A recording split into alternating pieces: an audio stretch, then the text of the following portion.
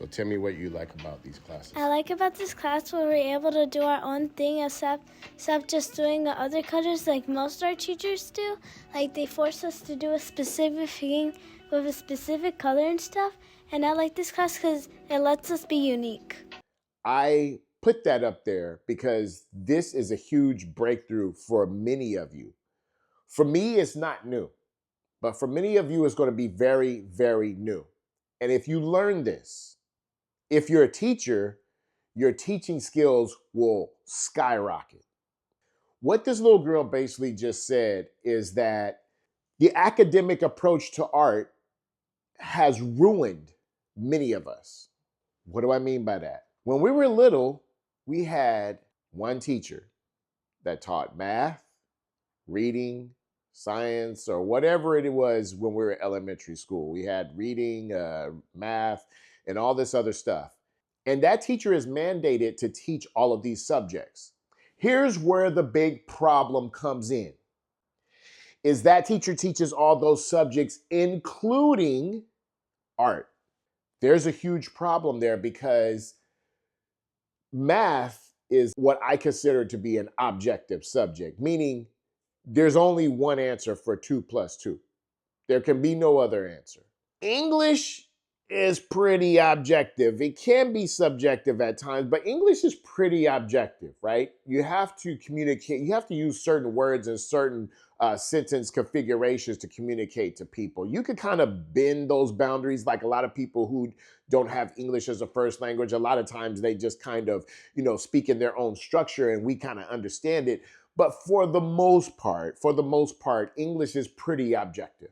Science is definitely objective. There's only one way to grow a plant. You can't put the seed in and decide to water it whenever you want. You have to put the seed in and then you have to water it. So that's objective. And objective meaning that you can only come to one conclusion. When it comes to art, that's where everything changes. And the hypocrisy that we're taught in grade school is that, oh, your art is about self-expression and you can do whatever you want to do and, and la la la la la.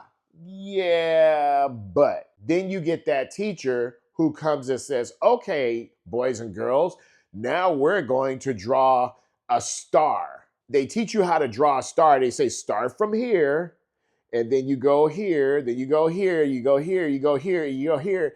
Well, guess what? By the end of the drawing, some kids would have drawn a circle instead of a star, or they may have drawn a hexagon or a polygon instead of a star. And guess what the teacher says? No, that's wrong. The W's, right? That's where the problem began, is because we were told that there was a right and a wrong way to do art. Now, watch this. The adult is thinking, well, it's only wrong because I'm telling you how to draw this particular thing. But the little kid, their processing power is not picking that up. They're thinking, I'm bad at this. My wife actually told me that she had an art teacher who, when the teacher told her to do the project, she said that the art teacher literally is like, what is that? I don't understand what you just did. This is not what I asked you to do. Can you imagine a teacher not only telling you did the wrong thing in art, but having an attitude? You know what I mean? And so when I try to get my wife into art projects, she's like, hey, I had some bad experiences in art. It just never really was my cup of tea, right? And maybe even if that teacher was a good teacher, maybe she still wouldn't be into it. But my point is that stuck with her. You see what I'm saying? And that's what happens to a lot of us, even me when I was younger. That's what happens to a lot of us, is that we're told to do it this way. We're told to do it that way. But then the hypocrisy comes in when they say, oh, art is about self-expression. You could do whatever you want. Which is it?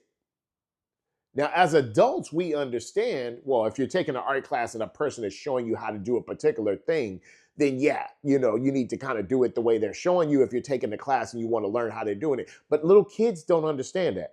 So guess what? Early on, that teacher says, no, you did it wrong. That little kid takes it as, I'm not good at art. This is deep.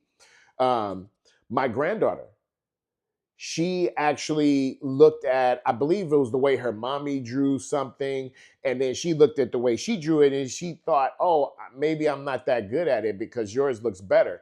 And her mom had to explain to her, no, everybody does it in their own way. And that's what I tell these kids, right? So when I teach classes, I'm really creating the environment for them to learn certain techniques. Like if they want to learn how to do it in this way, I'm going to show you how to do it in this way. But for the most part, I give them the supplies and I create an environment for them to experiment. So one of the lessons that I do is that I will have them draw action figures. Now, this is something that we do in college. I've taught this in college. I've done this in college classes. On college level, what people do is what's called life drawing, right? And so life drawing is where you're just looking at a person and you're drawing them, right? So this is drawing from observation. Well, I do this with little kids, right? So what do little kids like? They like stuff like this. Action figures, toys, right? So we could put this on the table and have the little kid look at it and draw it. But do I tell them you have to do it and draw it a certain way? No. I let them go for it. And many of them come with really, really awesome work. Let me show you this. One of my students did this here. Incredible. I love this work. I mean, this is like one of my favorite works, and I'm going to put it on my wall. The kid gave it to me after he was finished, and I was blown away. Here's another one. This is a Jurassic Park action figure, and this is what the kid was actually drawing. I created the environment for those kids to thrive. I've learned that if I say, hey, create your own character, a lot of kids, their imagination is hindered by having things fed to them, such as video games and the internet. When the thinking has been done for you, mostly, then your imagination is somewhat stagnant. So what do I mean by that? When I was younger, we played with toys and we had to imagine that that toy did this and this, that, and the other. Even before my generation, before there was actually plastic toys, they would actually literally sew and stitch their own dolls. It took a lot of imagination and creativity to do that. And then they would play the dolls after they made them. This was like in the Little House on the Prairie days, right? With the internet and with tablets and iPads and phones, a lot of the kids and video games, a lot of the images and ideas have kind of already been given to them. So the imagination is somewhat stagnant. Now, that's not across every single child, of course, but after teaching 20 years, this is what I've noticed. This is why I think movies nowadays aren't that good. What I did is I would put the action figure on the table and have the student draw the action figure. I will say, now draw that. Now, one thing about adults is adults will start to say, well, can I use this? Can I do that? Do I have to do this? That, adults usually have some feedback when I give the instruction. With kids, all I have to do is just put the markers on the table, say, draw that. And then they come up with stuff like this. Freaking awesome. Like, look at those teeth. I just love this character. I could totally see this character. This is like, I get chills when I look at this work. Child art is like literally my favorite kind of art. This is why the most famous artist in the world, Pablo Picasso, got so famous, because he did art that was photorealistic.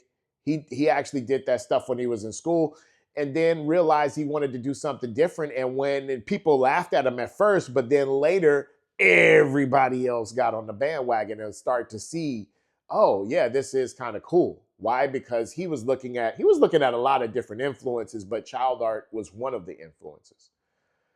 So I just wanted to make this video to let you know why a lot of times we're hindered, our inspiration is not there. It's because a lot of times we're trying to do things in the way we think that it should be done, the way that someone told us it was supposed to be done. Like in my online course, I have an online course where I help people learn how to draw better. One thing that I do is I'm just creating an environment and removing the hindrances and blockages that people have that cause them to get stagnated in their drawing.